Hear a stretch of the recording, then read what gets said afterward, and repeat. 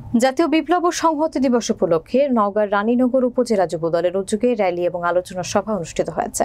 বিস্তারিত থাকছে রানীনগর প্রতিনিধি কাজী আনিসুর রহমানের প্রতিবেদনে। রবিবার সকাল 10টায় এই র্যালি এবং আলোচনা সভা অনুষ্ঠিত হয়। এদিন উপজেলা সদরের বিএনপির মোড় থেকে এক র্যালি বের হয়। এরপর সদরের প্রধান সড়ক প্রদক্ষিণ শেষে আবারও বিএনপির মোড়ে এসে শেষ হয়। এরপর উপজেলা যুবদলের ভারপ্রাপ্ত আহ্বায়ক মোজাক্কির হোসেনের সভাপতিত্বে আলোচনা সভা অনুষ্ঠিত হয়।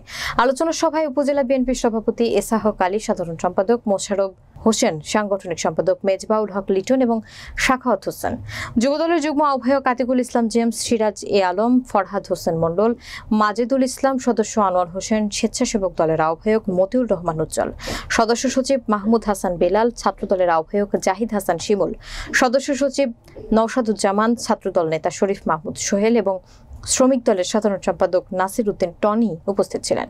এছাড়া বিএনপি অঙ্গ ও সহযোগী সংগঠনের নেতাকর্মীরা র্যালি ও আলোচনা সভায় অংশ নেয়।